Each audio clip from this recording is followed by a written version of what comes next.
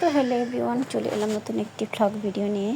তো আজকে গিয়েছিলাম আমরা ইসকন মন্দিরে। এটা অনেক আগের একটি ভিডিও, তো আমার গ্যালারিতে ছিল, তো তাই তোমাদের সাথে আমি শেয়ার করলাম।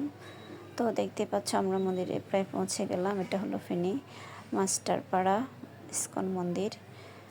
তো দেখো তখন ছিল সন্ধ্যাবেলার একটা মুহূর্ত, এই যে দেখতে পাচ্ছ।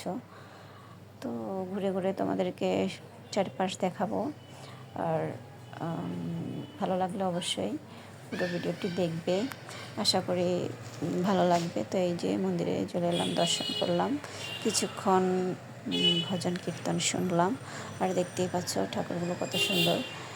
আমাদের এখানে জগন্নাথ ঠাকুর আর রাধাকৃষ্ণ।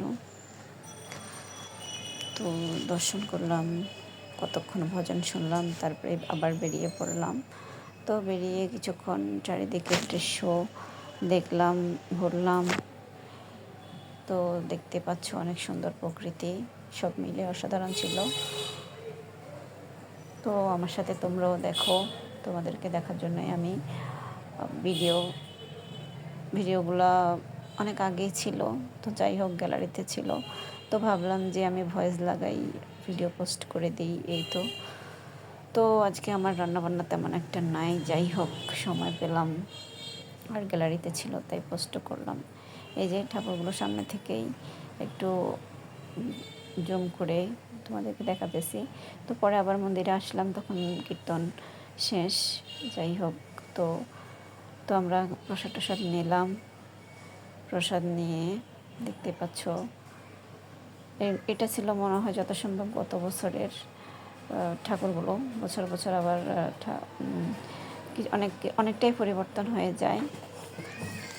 তো যাই হোক, তোমাদের কেমন লাগতেছে আমাদের ফেনী ইসকন মন্দিরের ঠাকুরগুলা অবশ্যই জানাতে ভুলবে না কমেন্ট বক্সে। তো আবারও বেরিয়ে পড়লাম। আকাশের তখন সন্ধ্যার প্রায় কিছু আগ মুহূর্ত, আমরা ছিলাম বাইরে। তো দেখতে পাচ্ছ অস্ত যাচ্ছে, আর চারিদিক মানে অন্ধকারে ঘিরে যাচ্ছে। তো ছিলাম কিছুক্ষণ বাইরে, ঘুরলাম ঘাড়লাম, অনেক মজা করলাম। যাই হোক আমার বোনের ছেলেও ছিল। দেখো আমাদের বিমানবাবু তখন অনেক ছোট ছিল, এখন অনেক বড়। যাই হোক 1 বছর 1.5 বছরে যাওয়া হয় আর কি, বড় হয়ে গেছে আমাদের সোনা বাবা। এই যে দেখতে পাচ্ছ অনেক দুষ্ট বাবা, এই যে দুষ্টামি করছে আর দৌড়াদৌড়ি করছে। তো এই যে দুই ভাই বোন মিলে দুষ্টামি করতেছে, দেখাইতেছে। দেখো দেখো ওই দিদিকে দেখাইতেছে, দেখো এটা সেটা ওইটা।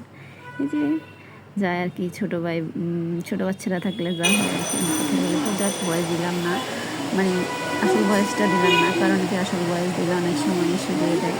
এখনকার ইতিমধ্যে দেখতে পাচ্ছি যে আমি যখন রিয়েল ভয়েসগুলোও দিই তখন কি আমাকে ইস্যু দেয়, জানি না সবাইকে দেয় কি না।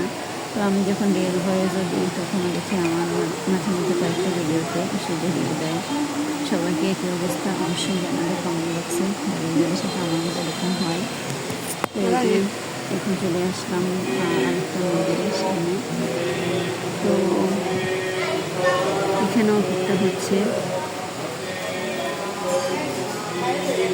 তো আমরা এখানেও কিছুক্ষণ ছিলাম, কীর্তন শুনলাম। তো ওই মনে হয় সত্যনারায়ণ কথা ছিল। যাই হোক কিছুক্ষণ বসার পর তো প্রসাদ নিয়ে আবার বাসায় ফিরে আসলাম। সবাইকে ধন্যবাদ।